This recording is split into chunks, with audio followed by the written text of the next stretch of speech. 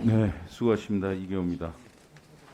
정책적인 사항들 몇 가지 확인을 하도록 하겠습니다.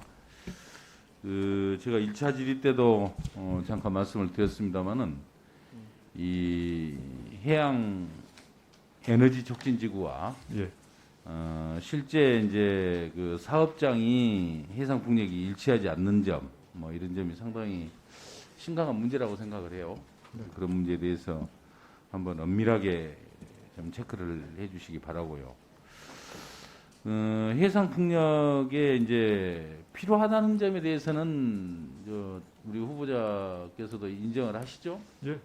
현실적으로 뭐 재생에너지 확대가 세계적인 추세이기 때문에 해상 풍력을 확대할 수밖에 없다는 게 이제 명분에 있다고 생각을 해요. 네. 근데 현실적으로 현장에서 지금 가장 큰 문제는 어민들의 수용성입니다. 어민들의 생활 기반을 상당 부분 해할 수밖에 없는, 서로 충돌이 일어날 수밖에 없는 그런 상황이기 때문에 어민들의 수용성이 지금 가장 큰 관건이 되고 있고, 수용성을 도외시한 전부 고려치 않는 인허가 때문에 현장에서 많은 충돌이 일어나고 있습니다.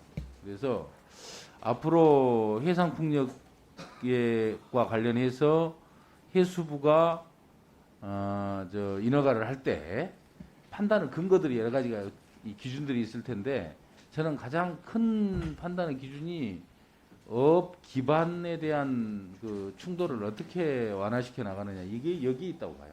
그게 이제 어민 수용성하고 직결되는 예. 문제이기 때문에 뭐 그런 점을 꼭 유념을 해주셔야 된다, 이렇게 말씀을 드리고 싶습니다. 동의하시죠? 예. 예. 동의합니다. 두 번째는 지금 그 컨테이너 물동량 처리 방향과 관련해서 오랫동안 지금 부산과 광양 이 투포트 시스템이 유지가 되어 왔는데, 네. 현재 지금 현실적으로 허물어지고 있습니다. 실제로 이제 부산항은 뭐 절대 이제 이 제1항으로서 이 역할을 하고 있는데, 광양항의 비중이 도리어 계속 줄어들어요. 그래서 작년 말 현재 컨테이너 물동량 처리 기준을 보니까 인천항이 도리어 11%, 광양항이 7%입니다.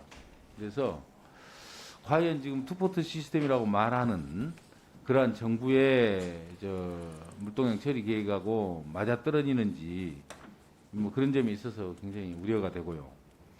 광양항은 이제 그 목표가 역대, 그러니까 호남권 중심 항만으로서 또 컨테이너 환적 항만으로서 그 기능을 확대해 나가겠다는 게 목표였는데, 그것과 관련해서도 환적 그 컨테이너 처리 실적을 보면 뭐 부산항의 2.7% 수준이어서 뭐 도저히 목표 기능을 상실했다, 이렇게 보여집니다. 왜 그러느냐, 그 원인을 쭉 살펴보니까 결국은 가장 큰 원인은 시설이에요. 시설이 지금 광양항도 설치가 된지 뭐 준공이 된지 뭐 20년, 25년 정도 됐는데 네. 거의 재투자가 이루어지지 않고 있습니다. 그래서 시설이 굉장히 노후화돼 있고요. 특히 보면 크레인 관련해서 텐덤 크레인 같은 것이 전혀 없어가지고 실제 부산항의 한 절반 수준밖에 야적이 안 되고 있는 상황이고, 또 트랜스퍼 크레인도 역시 다리가 짧아가지고 뭐 비슷한 여건입니다. 그러다 보니까 이렇게 항만 재투자가 이루어지지 않고 있는 것, 그게 가장 큰 원인이라고 생각을 하고 있습니다. 근데 왜 그런다 또 그러고 봤더니, 재투자는 결국은 항만에서 수익을 가지고 토대로 해가지고 이제 지금 이 재투자를 해야 되는 거 아니겠습니까? 예. 근데 이익을 못 내니 뭐 재투자할 수가 없는 거죠. 이렇게 되면 광양은 이제 곧 뭐 이렇게 되면 정말 더 심각한 상황으로 빠질 수밖에 없다, 이렇게 생각합니다. 정부에서 근본적으로 이 컨테이너 물동량 처리를 위한 그걸 좀 다변화하기 위한 그런 계획을 좀 세우고 광양을 살려낼 수 있는 특단의 대책이 반드시 필요합니다. 다음에 이 취임을 하시게 된다면 꼭 이런 점 유념하겠습니다. 좀 해주시기 바랍니다. 네. 조선 해운산업 활성화 방안에서 한 가지 더 물어보겠습니다. 2016년에 이제 해운산업이 완전히 붕괴됐다가 지금 이제 회복을 해 나가고 있는 상황이죠. 예. 그래서 2022년에 51조 원 수준의 이제 해운 매출액을 기록했는데 이 수준은 뭐냐면 2008년도 무너지기 전 그 수준입니다. 네. 그러니까 2022년도에 그 해운 물동량이 2008년도 회복을 한 거예요. 그래서 이 앞으로 정말 해운 산업을 살려내는데 정말 큰 노력을 좀 더 해야 되겠구나, 이런 우리가 시사점을 찾을 수가 있는 거죠. 이 말하자면 매출액만 가지고도 이 국내 원양 컨테이너가 담당을 이제 80%를 주로 이제 대부분이 지금도 유럽이나 중국, 일본, 대만 등에 의존을 하고 있습니다. 아직도 이 우리 이 물동량 글로벌 순위에 있어서 7, 8위권으로 이제 물동량은 많은데 처리는 20%밖에 못 하고 있다는 거예요. 우리 해운이. 예. 그래서 해운 산업에 대한 정말 운송 주권 확보에 특단의 노력을 해야 된다. 이 점 동의하시죠? 네. 예.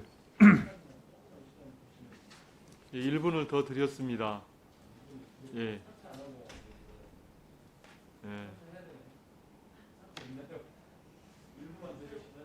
예.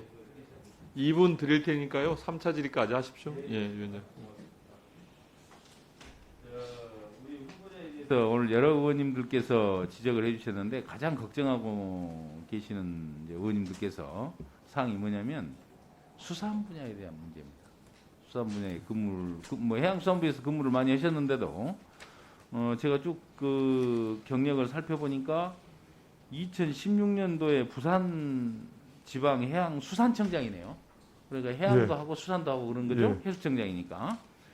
그때 외에는 뭐 수산 경력이 거의 없는 것으로 보여집니다. 그러다 네. 보니까 수산 단체에서 뭐 성명 내놓은 거 보셨죠? 네, 맞습니다. 뭐 성명은 수산계를 패싱을 우려하는 성명이다, 이렇게 돼 있네요. 네. 그래서 정말 유념을 꼭 하셔야 됩니다.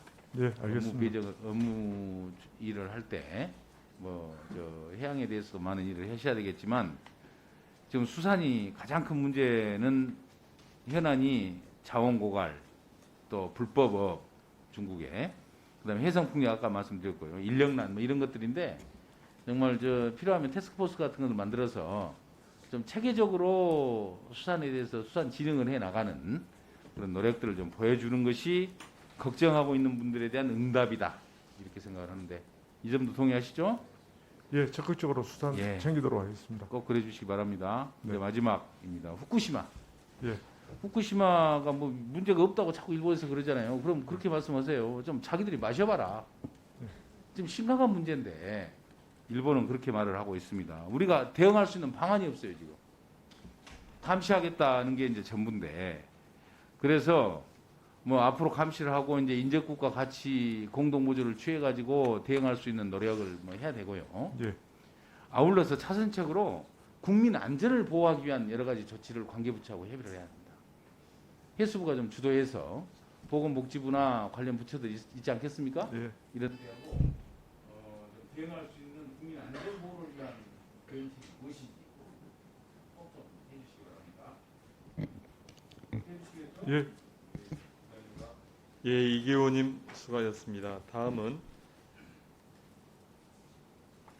충남 당진시 여기구원님 질의해 주시기 바랍니다.